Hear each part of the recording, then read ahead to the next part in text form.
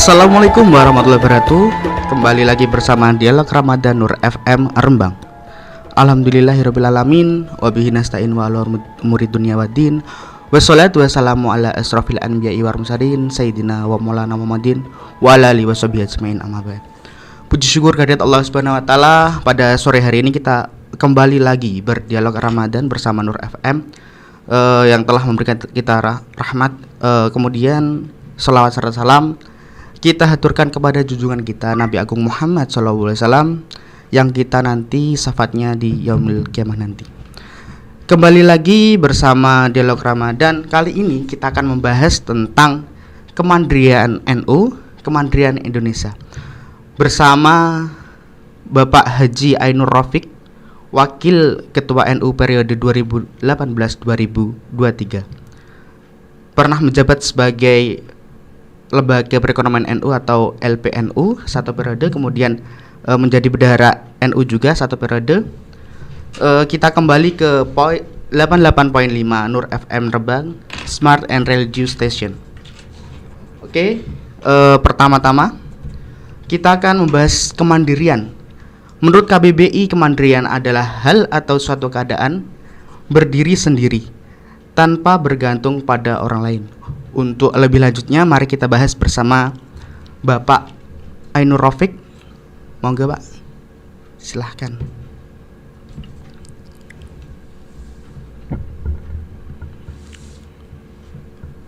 Assalamualaikum warahmatullahi wabarakatuh. Waalaikumsalam warahmatullahi wabarakatuh. Bismillahirrahmanirrahim. Alhamdulillahi rabbil alamin. Wassalatu wassalamu ala sayyidina Muhammadin wa alihi wa ashabihi ajma'in. Wa la hawla wa la quwata illa billahil aliyyil azim. Amma ba'd.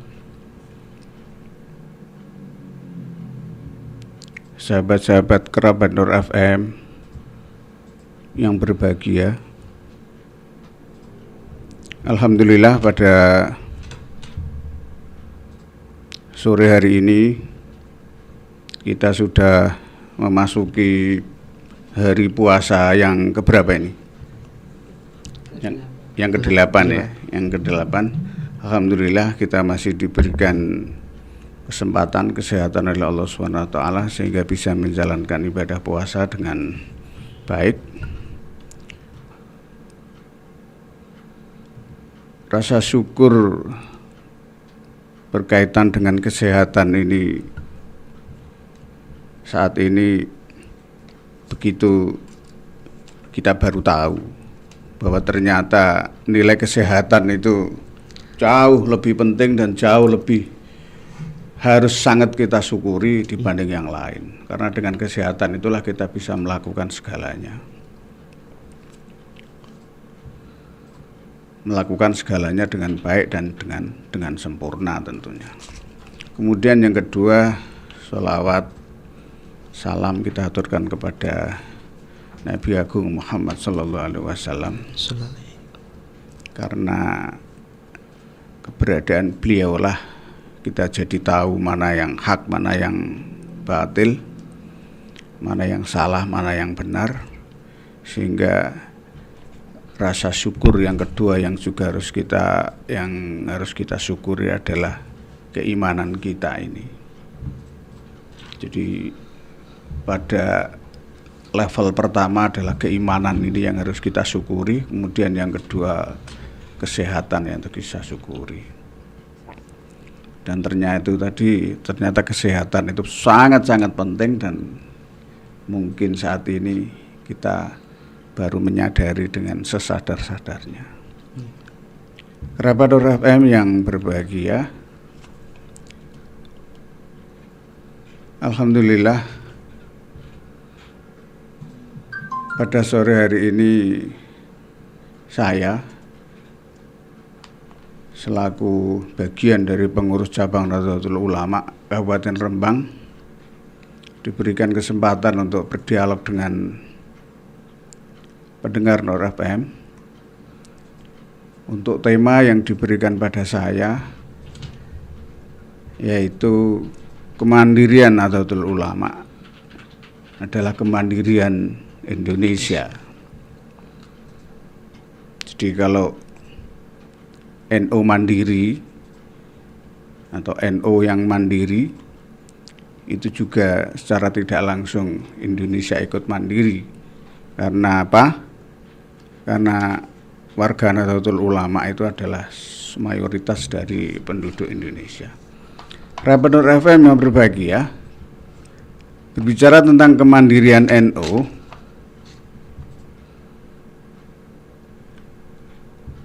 sebenarnya sejak NU lahir itu ya sudah mandiri. Sejak NU lahir itu sudah mandiri. Cuman kemandirian NU yang sudah ada sejak dulu itu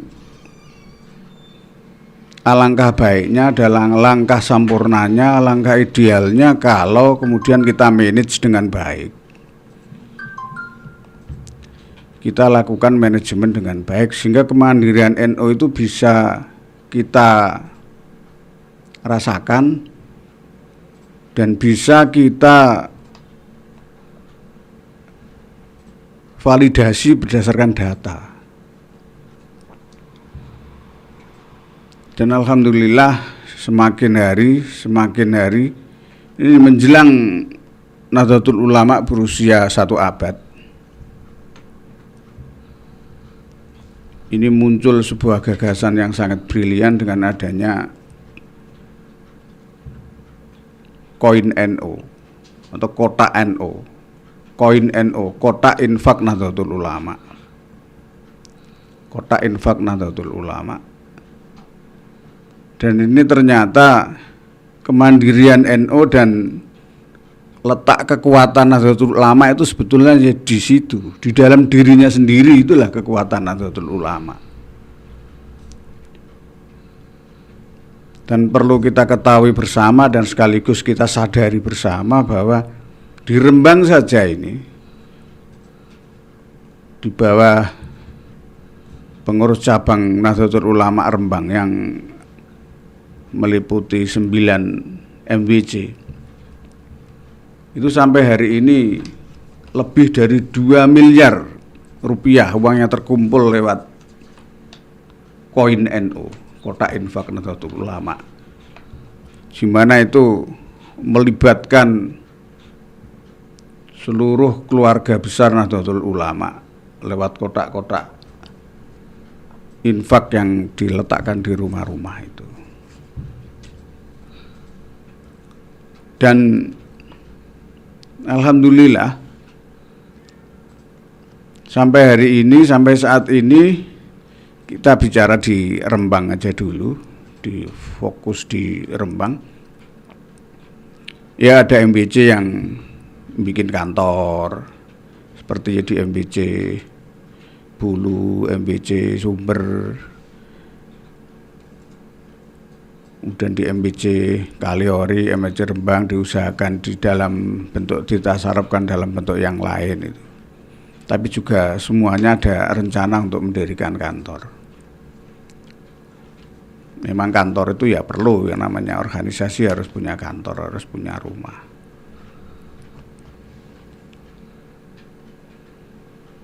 Jadi lewat kota NU itu aja kemandirian NU sudah terbukti. Dan ternyata ide itu muncul dan dilaksanakan menjelang NU berusia hampir menjelang 100 tahun itu. Tapi ya kalau dibilang terlambat ya terlambat, tapi tidak apa-apa, lebih baik terlambat daripada tidak. Kerabat FM yang berbahagia, dari koin NU ini itu dari tahun ke tahun ke depan, kalau semua cabang sudah punya kantor, semua MWC sudah punya kantor, mungkin pada suatu saat dia akan mengalami satu booming pendapatan, akan mengalami satu kejenuhan atau booming pendapatan, sehingga perlu dipikirkan adanya gagasan-gagasan baru tentang pengelolaan keuangan yang berkaitan dengan koin NU atau kotak infak NU ini.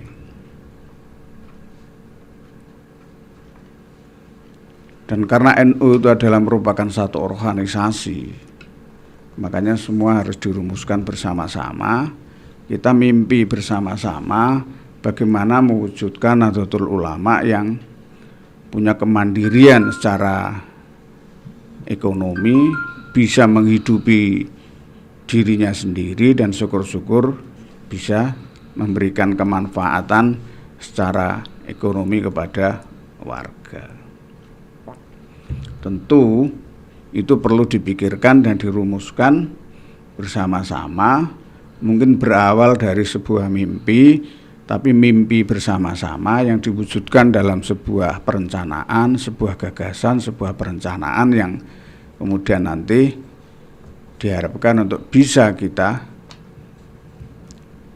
aplikasikan di dalam kehidupan yang nyata dalam kegiatan perekonomian Nahdlatul Ulama.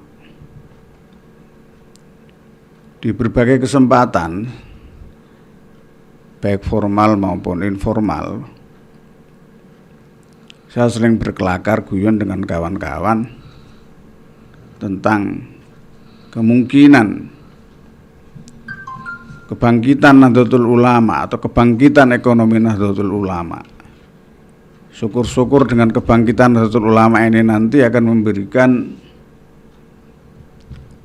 memberikan inspirasi bagi organisasi yang lain atau bagi lembaga-lembaga yang lain tentang ekonomi yang mesti kita kembangkan. Tapi ya syaratnya ekonomi yang harus kita kembangkan adalah ekonomi yang berdasarkan keimanan, yang dilandasi dengan keimanan. Jadi kalau saya pribadi itu dalam berkeyakinan dalam berusaha itu, apapun yang usaha yang kita lakukan itu harus melibatkan dan bekerja sama dengan Allah Subhanahu wa taala. Jadi kita berbisnis dengan Allah Subhanahu wa taala.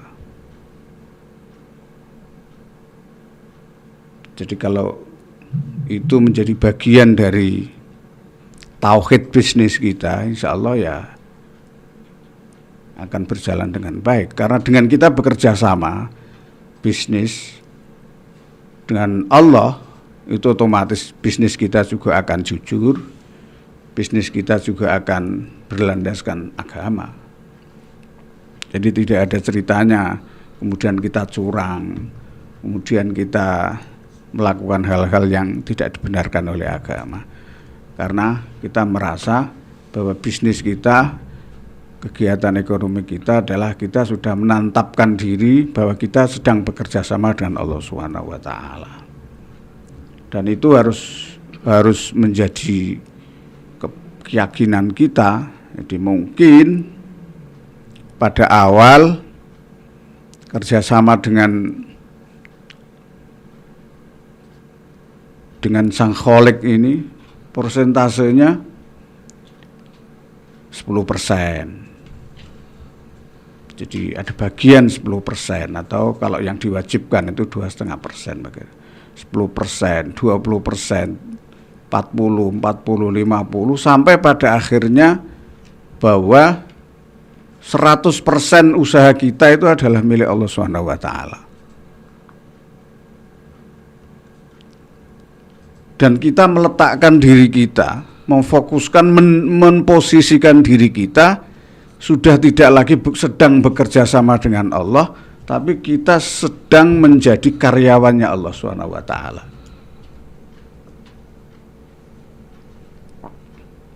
Jadi kalau di awal-awal itu prosesnya kita kolaborasi, tapi pada titik akhir kita harus berjuang menuju bahwa kita tidak sedang bekerja sama, tidak sedang berbisnis tapi Allah, tapi kita sedang menjadi karyawannya Allah.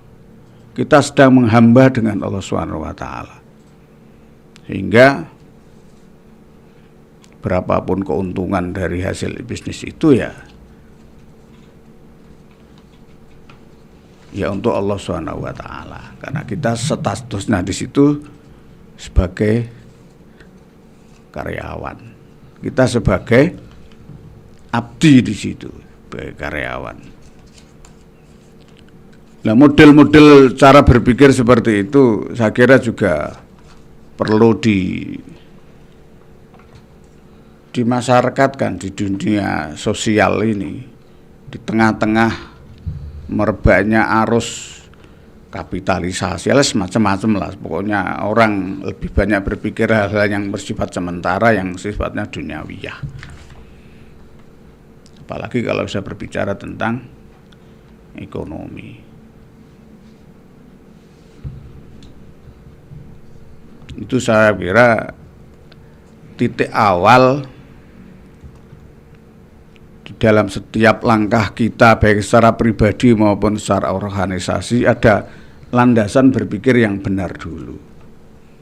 Jadi ada mimpi, kemudian mimpi itu kita sosialisasikan karena ini bersifat organisasi, kemudian ada perencanaan yang baik. Tapi semuanya itu sekali lagi harus ditata dulu keyakinan kita, keimanan kita bahwa apa yang kita lakukan ini pada titik akhirnya adalah kita hanya sebagai hamba Allah yang harus mengabdi. Seluruh semangat kita, seluruh apa yang kita upayakan ini adalah kita merasa diri sebagai hamba Allah. Ini yang ingin kita capai sebagai pendahuluan dalam rangka untuk menata kemandirian, baik itu kemandirian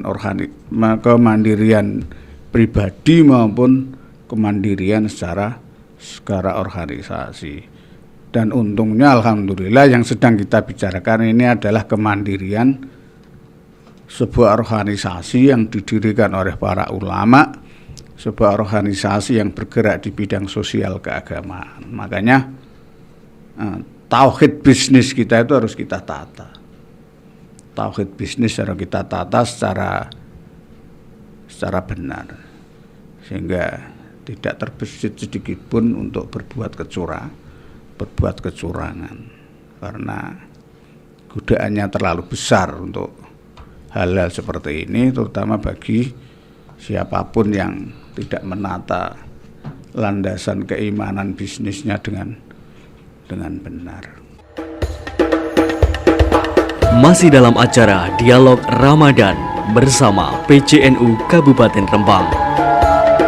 Acara ini didukung oleh Rumah Sakit Bina Bakti Husada Rembang. Rumah Sakit Bina Bakti Husada, solusi sehat untuk keluarga. Oke, kembali lagi bersama Dialog Ramadan Nur FM Rembang. Untuk sesi selanjutnya masih terkait dengan kemandirian. Bagaimana sih Pak langkah konkret NU ke depan untuk menjadi organisasi yang mandiri? Monggo, waktu saya persilahkan. Oke, terima kasih Mas Erik ya, dari PMI, Pergerakan Mahasiswa Islam Indonesia.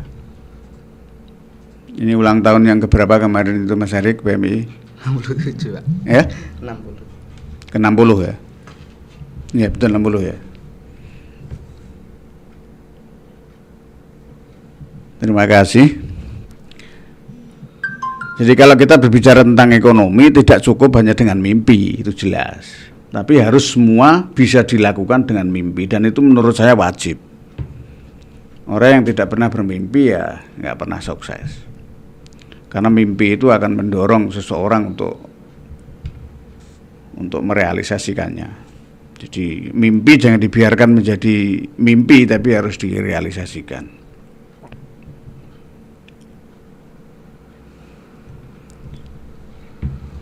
menuju langkah konkret kemandirian Nahdlatul Ulama di bidang ekonomi, menurut saya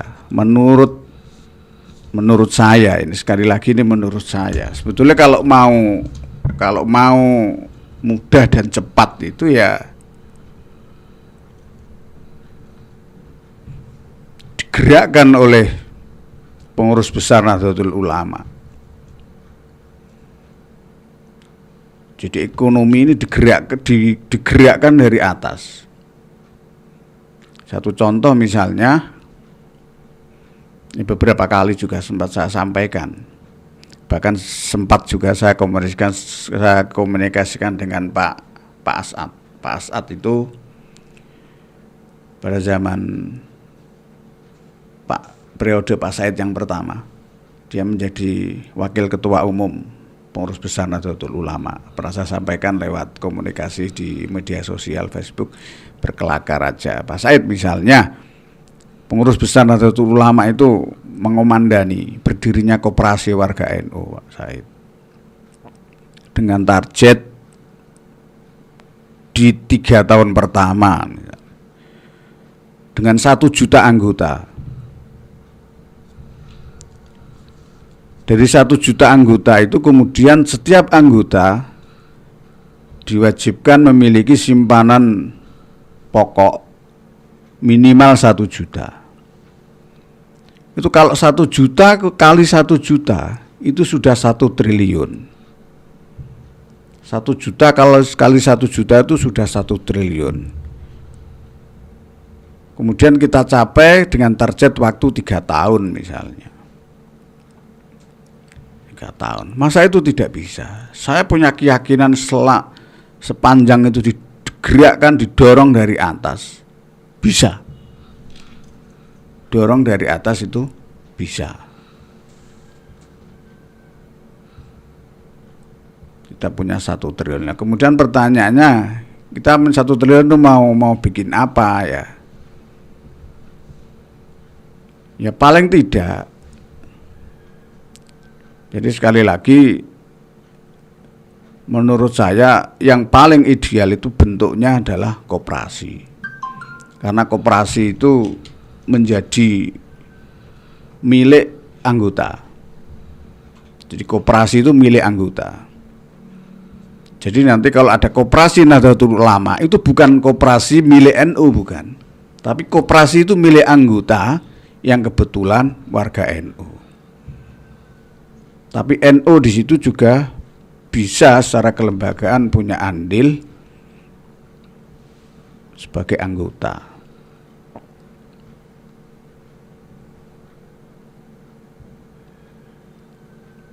Kembali ke mimpi tadi itu, mudah-mudahan suatu saat bisa menjadi kenyataan.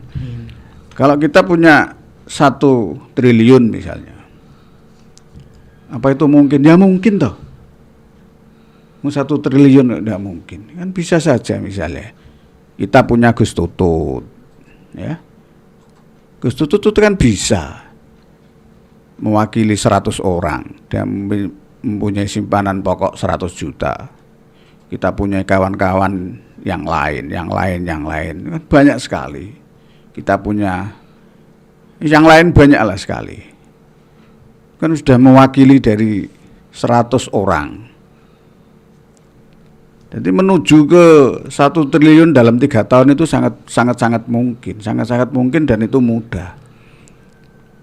Oke, kalau itu mungkin dan mudah, kemudian pertanyaannya barangkali kita punya trauma-trauma yang pernah kita lakukan kemudian gagal. Ya, itu harus menjadi pelajaran sehingga ke depan tidak pernah gagal lagi. Jadi di situ ada fungsi manajemen dan kontrol yang bagus. Kemudian pertanyaannya terus kita mau apa gitu. Yang paling penting menurut saya, koperasi yang harus kita dirikan misalnya, itu ya pertama harus menguasai dulu hajat hidup orang banyak. Hajat hidup orang banyak. Ya kita harus bergerak di bidang sembako dan lain-lain itu. kita harus kuasai. Karena secara ekstrim misalnya, kalau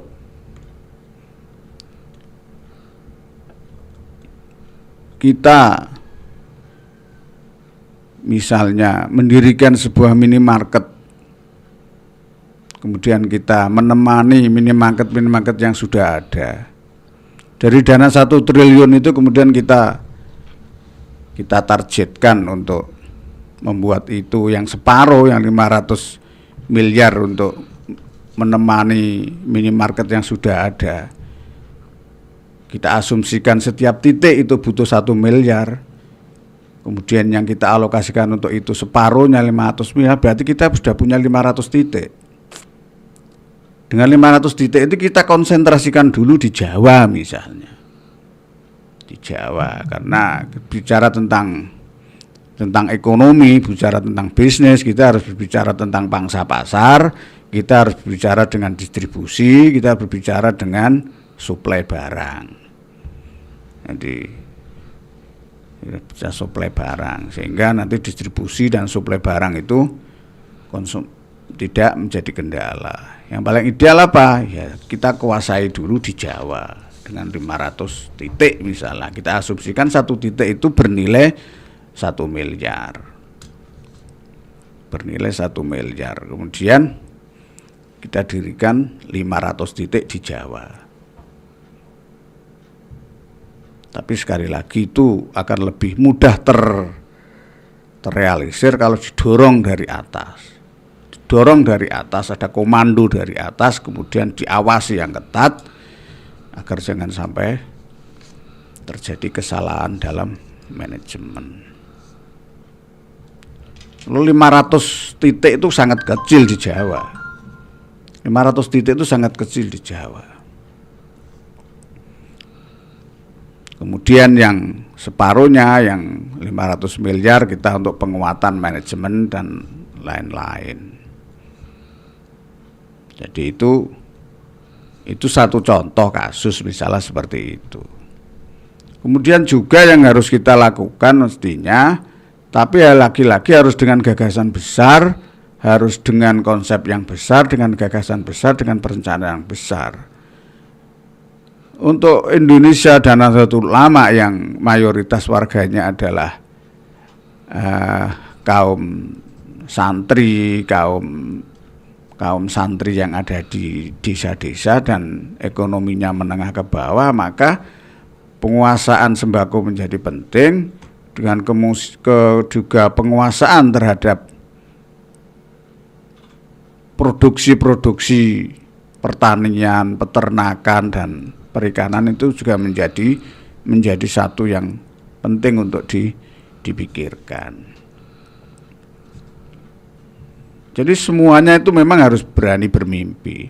Satu contoh misalnya, satu saat tidak mungkin kita Nahdlatul Ulama kita memiliki sebuah lahan pertanian yang itu milik koperasi itu tadi, misalnya berapa ribu hektar misalnya di daerah mana gitu, kemudian dikelola dengan manajemen yang baik. Kemudian di sisi yang lain mempunyai peternakan kambing atau sapi atau apa di lahan yang menyatu. Di situ ada rumput yang kita tanam, ada lahan yang luas ya, harus ribuan hektar, dan itu bisa dilakukan dengan bekerja sama dengan pihak perhutani atau dengan pihak yang lain. Selama itu saling menguntungkan, saya kira why not? Sehingga kebutuhan akan daging ini menjadi mandiri.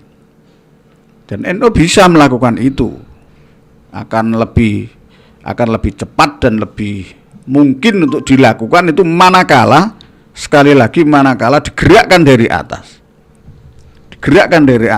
Jangankan uang 1 triliun, kita mencari 10 triliun, 15 triliun itu bisa.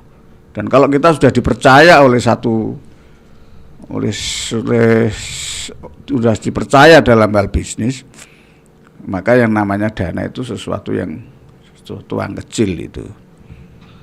Sesuatu yang kecil, sesuatu yang akan datang dengan sendirinya, semua akan datang. Masih dalam acara Dialog Ramadan bersama PCNU Kabupaten Rembang. Acara ini didukung oleh Rumah Sakit Bina Bakti Husada Rembang. Rumah Sakit Bina Bakti Husada, solusi sehat untuk keluarga. Ya, kembali lagi bersama kami di Dialog Ramadan Nur FM.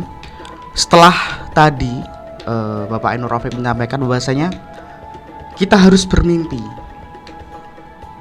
untuk mewujudkan kemandirian NU dan kemerdekaan Indonesia. Kemudian kita menuju langkah konkret untuk mewujudkan mimpi-mimpi itu. Untuk selanjutnya, mungkin Pak, adakah nasihat untuk generasi muda, terutama generasi muda NU dan generasi muda Indonesia, agar NU ini menjadi salah satu contoh organisasi yang mandiri dan menjadikan Indonesia lebih mandiri lagi? Monggo Pak, waktunya dipersilakan. Terima kasih Mas Erik. Jadi kalau tadi saya bersemangat berbicara tentang NU secara nasional, ya mudah-mudahan ini ada yang menyampaikan, ada yang menjadi jembatan untuk terrealisasinya itu. Kemudian yang lebih penting lagi,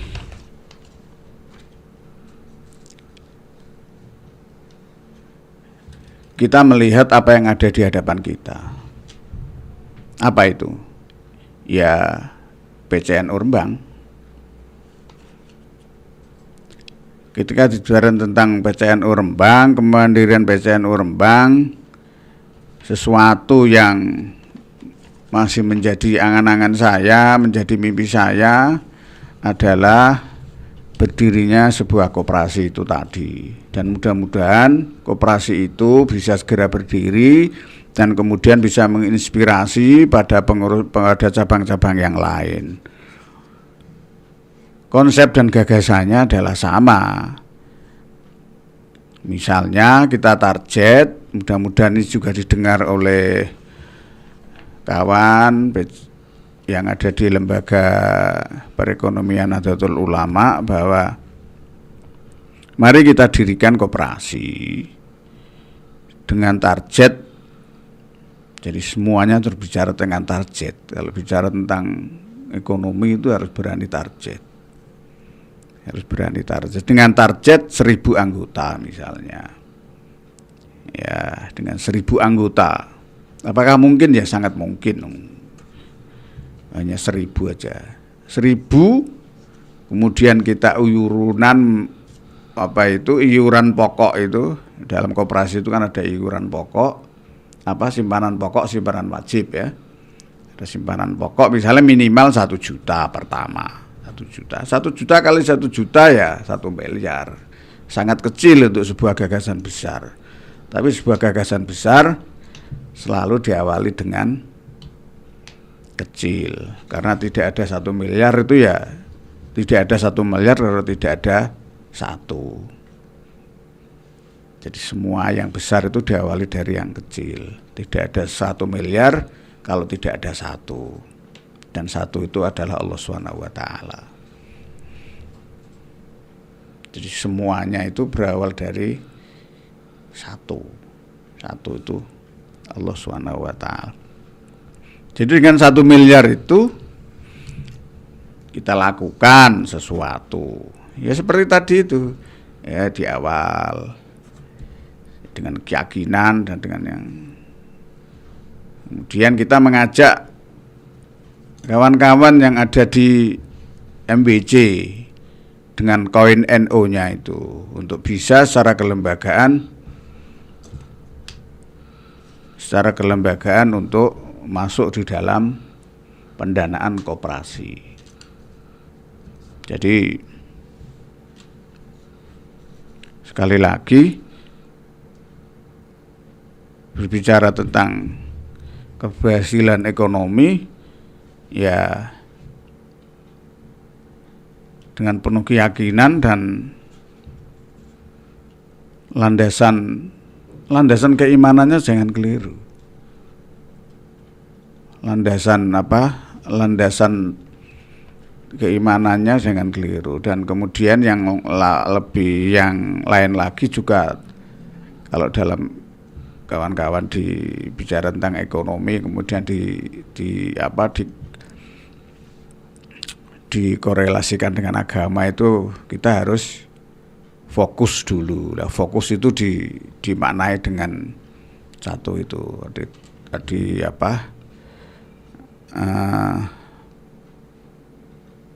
tauhidnya itu. Jadi ada tauhid ekonominya itu harus kuat. Tauhidnya harus kuat. Jadi harus fokus dulu di satu bidang.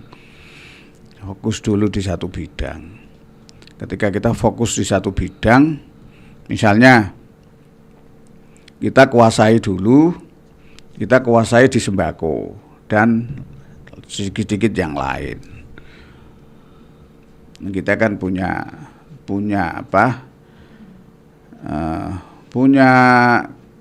kantor NU ini, kantor NU yang bawah itu kan masih kosong, itu bisa kita manfaatkan untuk sebagai showroomnya, sebagai tempat untuk show bahwa kita punya koperasi yang bergerak di sini. Kemudian kita juga punya tempat yang lain, itu ada depo yang masih bisa kita manfaatkan untuk pergudangan dan sebagainya. Dan juga demikian juga dalam perkembangannya harus selalu kita kawal, kita cari. Udahlah, kalau persoalan dana itu kalau kita sudah eksis itu sesuatu yang sangat mudah. Tapi yang penting actionnya itu seperti itu. Dan juga satu contoh misalnya kita bisa kerjasama dengan perhutani yang ada di Rembang. Itu kawasan lahan yang di perhutani itu banyak. Ini juga bisa menjadi lahan dari kawan-kawan yang ada di lembaga pertanian. Ada lembaga pertanian ini di bawah Pak Wanto, ini nanti di bawah Pak Wanto bisa bekerja sama dengan perhutani. Jadi ada LPNU, lembaga perekonomian, ada LPPNU, lembaga lembaga pertanian. Lembaga pertanian itu terlalu lama. Ya sama. Jadi kita fokusnya di situ. Fokusnya di kebutuhan pokok.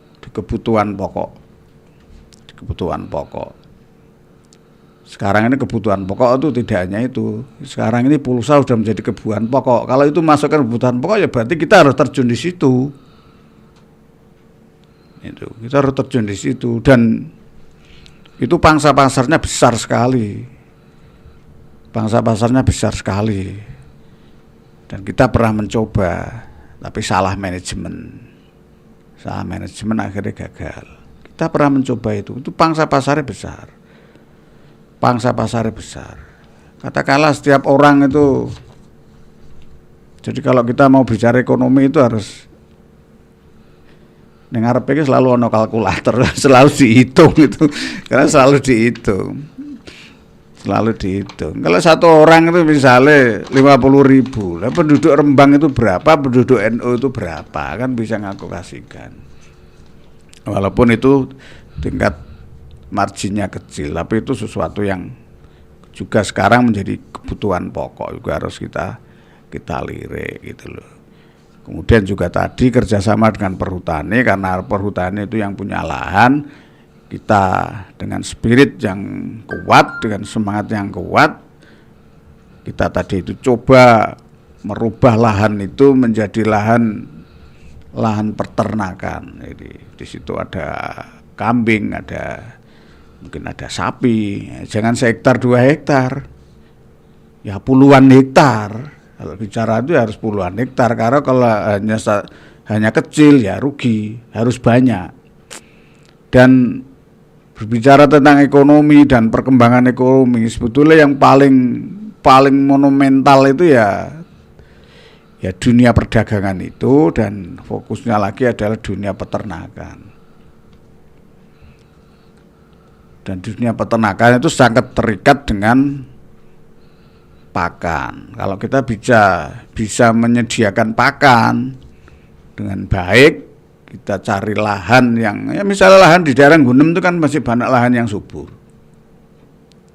dan tingkat produktivitasnya saya kira masih bisa ditingkatkan. Kita kerjasama, wah piye carane.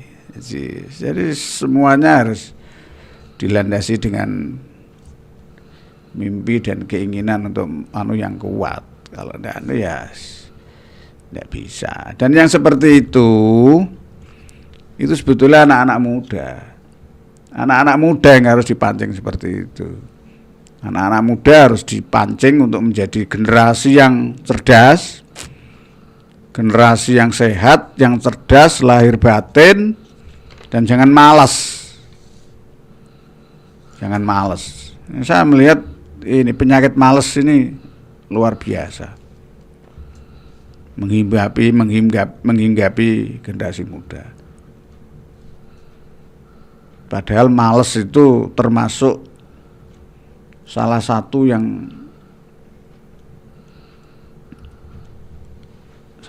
doa yang diajarkan oleh Nabi Muhammad SAW adalah agar kita dijauhkan dari sifat malas. Allahumma inni a'udzubika minal ajzi wal kasali. Kita dijauhkan dari sifat lemah dan malas. Jadi itu artinya seorang generasi muda Muslim, seorang generasi muda NU dan generasi muda Indonesia ya harus jangan malas. Harus jangan malas. Karena Nabi aja sampai mengajari kita berdoa untuk dijauhkan dari sifat malas. Dan itu yang kita rasakan. Berbeda dengan Cina. Berbeda dengan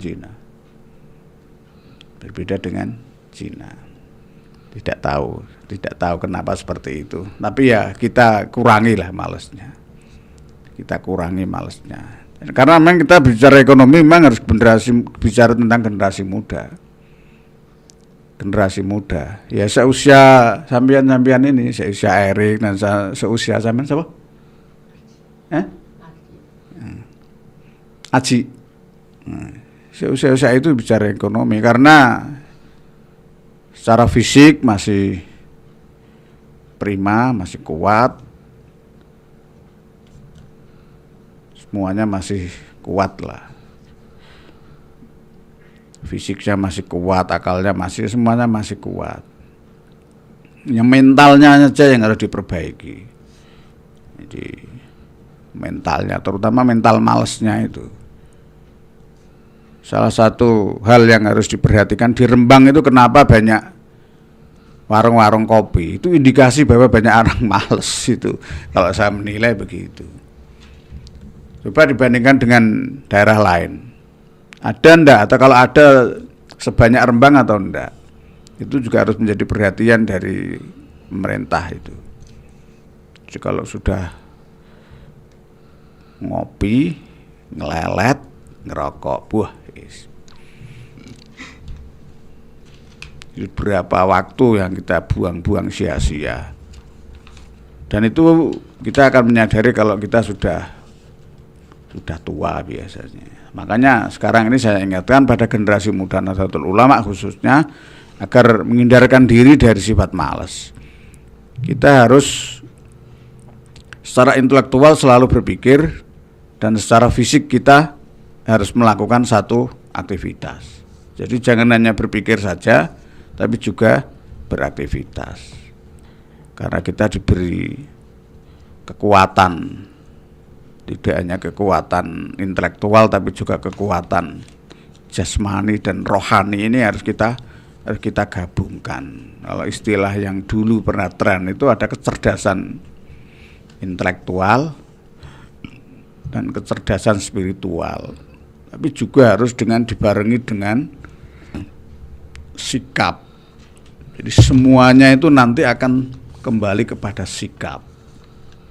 Dan semua masalah apapun atau kendala apapun itu kembalinya bagaimana sikap kita.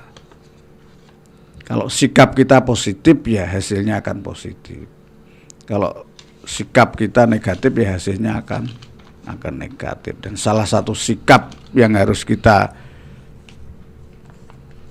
hindari adalah sikap malas ini. Nah, ini sesuatu yang harus digarisbawahi, apalagi di era milenial ini. Orang itu kalau sudah sekelan HP, Masya Allah.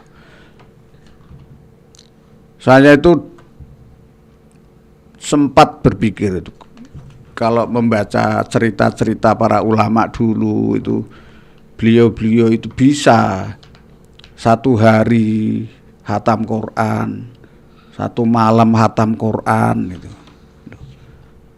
Saya baru menyadari dan percaya betul bahwa itu terjadi setelah di era milenial sekarang ini, di mana orang setiap hari tidak pernah tidak pernah terlepas dari yang namanya HP. Jadi ulama dulu tidak pernah terlepas dari Al-Quran. Kalau orang sekarang tidak pernah lepas dari HP. Dari mau bangun tidur sampai turu dikeloni itu kalau HP itu. Yang kamar mandi jadi gowo. Kok ngerti Mas? Lah ono ceritane HP kecemplung banyu narane kamar mandi dak ono. Saya kira itu ya, mudah-mudahan ada manfaatnya bagi kita semua, dan mudah-mudahan kita semua mendapatkan ridho dari Allah Subhanahu wa taala. Terus kalam Allahul muwaffiq ila aqwamit thoriq. Assalamualaikum warahmatullahi wabarakatuh. Waalaikumsalam warahmatullahi wabarakatuh. Oke, terima kasih Bapak Rafiq. Ada beberapa kesimpulan yang kita dapatkan sore hari ini pada dialog Ramadan kali ini. Yang pertama tentang letak kemandirian NU.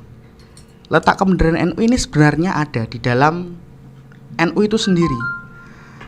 Kemudian dengan memperbaiki manajemen yang ada, kemandirian NU akan dapat tercapai lewat koin NU untuk kemandirian ekonomi dan kemanfaatannya. Kemudian berawal dari mimpi kita mencoba untuk mensosialisasikan lewat perencanaan dan pengorganisasian yang baik, tetapi dengan keyakinan sebagai hamba Allah untuk mengabdi, maka kita akan lebih bersemangat dalam mencapainya. Adapun langkah konkret NU untuk menuju kemandirian didorong dari atas untuk membuat kebijakan menanam modal menuju 1 triliun untuk membuat suatu lembaga koperasi yang dimana untuk menguasai hajat hidup orang banyak. Salah satunya yaitu dimisalkan dari Bapak Ainur Rafiq, yaitu ada membuat minimarket, kemudian ada pertanian dan peternakan, tapi sekali lagi harus ada komando dari atas untuk berjalannya dengan baik. Adapun nasihat beliau untuk generasi muda, tetap yakin untuk mewujudkan mimpi, kemudian dengan penuh keyakinan itu, dengan kelandasan iman, dan jangan sampai keliru, tauhidnya harus lebih kuat lagi. Lalu jangan malas untuk generasi muda untuk mewujudkan kemandirian NU dan kemandirian Indonesia. Dari saya Erik, PMI Komisaris Abdulasan, saya ucapkan apabila ada kesalahan kata ataupun perilaku saya mohon maaf sebesar-besarnya. Sekian, Allahul muwaffiq ila aqwamit thoriq. Wassalamualaikum warahmatullahi wabarakatuh.